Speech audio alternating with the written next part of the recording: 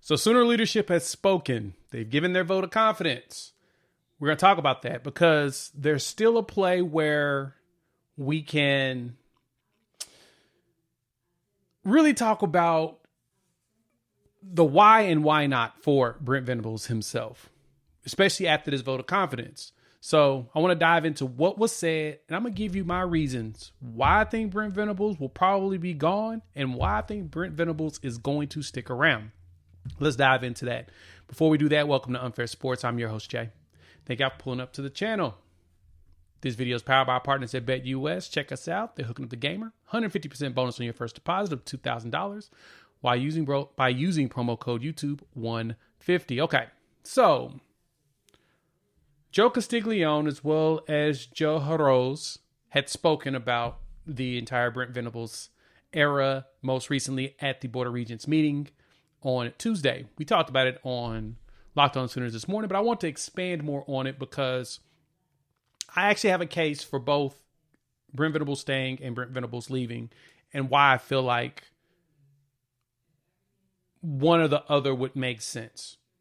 I'm pretty short on the why not, but I got long-winded why. But I want to talk first about what leadership said. So President Joe Harroz had put out there, he said it's unwavering right now. Shout out to Sooner Scoop for dropping this info. Rivals has a good article up. Go check them out. Same thing with Sooners Illustrated. They've all got the quotes from the Board of Regents meeting, so check them out. But we know it's been a tough season. I've been around Oklahoma football for a long time. We have the right coach. This is our coach. That's basically what they say. We're going to be a tough year. We knew it was going to be a tough year going to the first year in the SEC. You add that with all the things that are taking place around shifting NIL landscape, with hopefully more certainty coming next year if the preliminary approval becomes final in the lawsuit. We knew there was going to be some turbulence. Obviously, we'd love to have more wins, but our confidence in the coach is steady as it's ever been. That's from Joe Harroz. And then Castiglione followed up with, obviously the season thus far has not gone as hoped or planned, and that's disappointing to a lot of people, including us, even considering the significant challenges we've had, such as an unusually high number of injuries. They're pointing out some of the key things that's happening, but it's more disappointing to the players and the coaches that we have invested so much in the season so far. We're mindful that we haven't met the Oklahoma standard for 2024. That said, we truly believe in Coach Venables and our team and are completely focused on supporting them and looking at all the ways to address needed improvements now, as well as in preparation for next year. That's from the AD, Joe Castiglione. So in both of those situations, we've heard a vote of confidence. I'm going to tell you all now, Brent Venables will be here for 5 years. He's going to get the full 5. Unless next year they win no games or they win no conference games, he will be here for 2026. That will be potentially the last season. But that is what my expectation is. Now, we have heard the rumors that board members are starting to pinch their pennies and figure out this $45 million buyout. It ain't gonna happen. Ain't gonna happen at all. But I'm gonna tell you why not on Brent Venables first. We'll jump into why, because the why is very compelling. So you make sure you stick around for that. The why is probably the most compelling argument I can make for him. And it actually wasn't too bad. But first, shout out to our partners over at BetUS. They are hooking up the gamer. 150% bonus on your first deposit of $2,000. 125% bonus on your second and third deposits by using promo code YouTube150. And NFL season's here. They've got all the live games there. You can also do NBA. We'll, of course, talk more college next week as we prepare for the Alabama game, but they're hooking you up. They even got gambler's insurance, 10% back on your net losses twice a year, keeping you in the game. So if you enjoy that game, enjoy those spreads, those over-unders, and any other random stuff you can bet, check out BetUS. 150% bonus on your first deposit up to $2,000. 125% bonus on your second and third deposit. All you got to do is use our promo code YouTube150, BetUS, where the game begins. So the case for Brent Venables to go. Your main argument would be he's botched on a couple of hires. Ted Roof, Seth Luttrell. That's your two hires where you feel like Brent Venables made a massive mistake. The hire of Emmett Jones after the situation with Kel Gundy. he looked like he fixed it.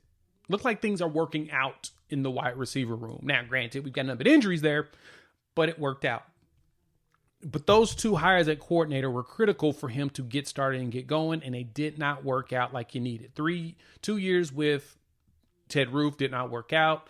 I mean, Lebby worked out. The offense was very potent.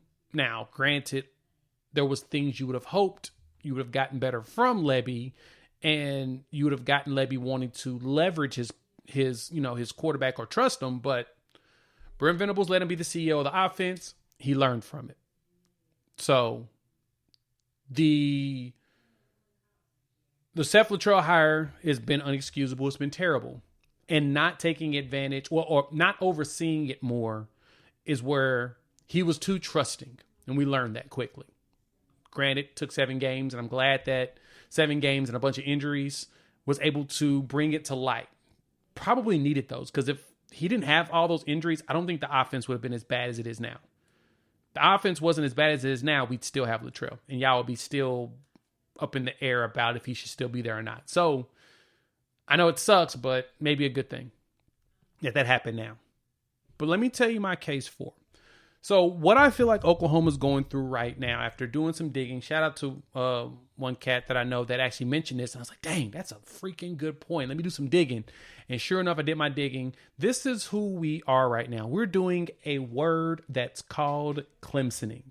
Have y'all heard of Clemsoning before? Yes, you have heard Clemsoning, because all of you made the jokes behind it. Clemsoning is the act of delivering an implicably disappointing performance, usually within the context of a college football game. That is from the Urban Dictionary. We all know that the word Clemsoning means that you go out there and you just lay an egg.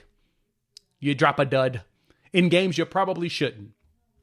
And I say that we're Clemsoning because when Dabo Swinney took over Clemson, his half year is interim head coach, he was 4-3, and he was like, okay, we've got, Tommy Bowden was fired, they finished 7-6, got to a bowl game, and boom, you started to see something.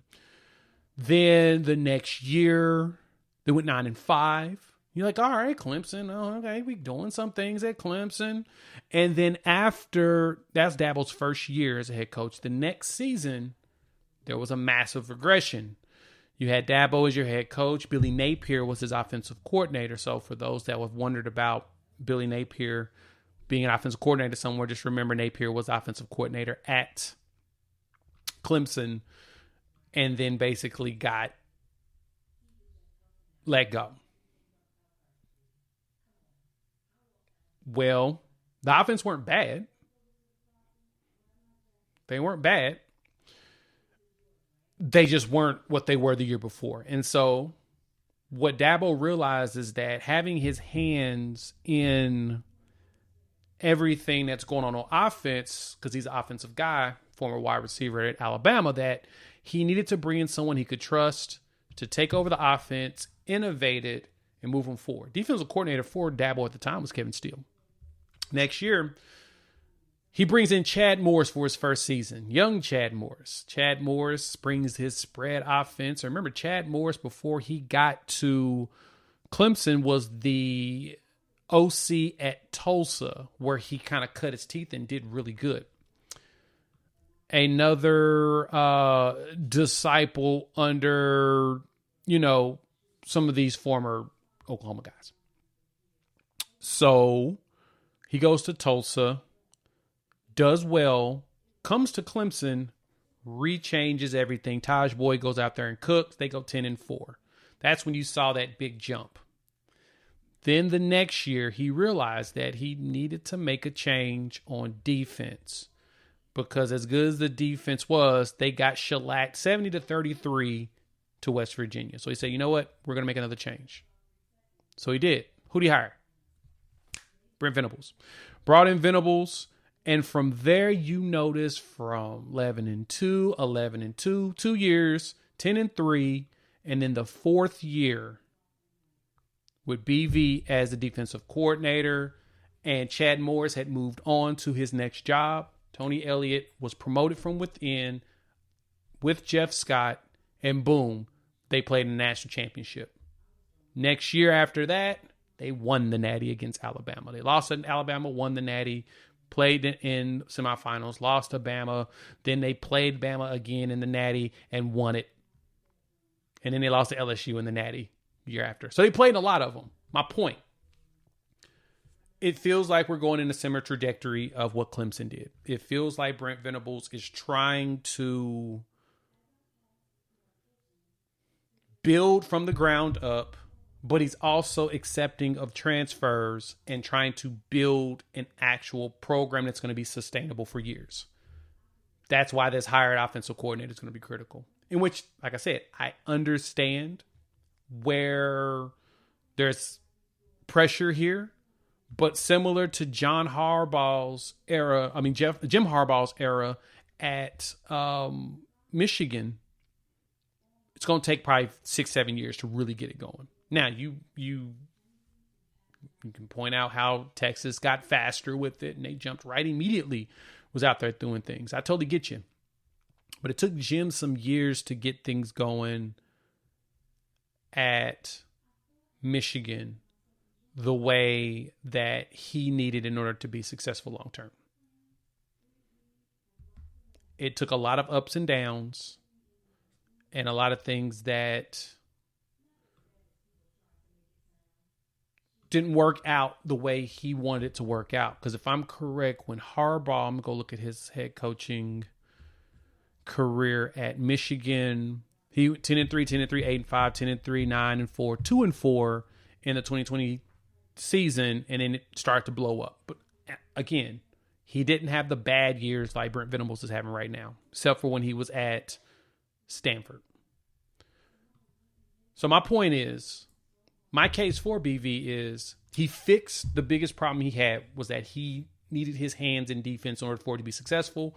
I think Zach Alley's given us that. And I think next year, with the players we have, it's going to be better, stronger, and we'll do good. Offense-wise, he now needs to hire that offensive coordinator to bring back the trust of everybody and move forward. Let me know what y'all think. Hop in the comments. Let me know your thoughts. And, yeah, that's my reasoning for giving Brent Venables why I think the trajectory I think we can go on.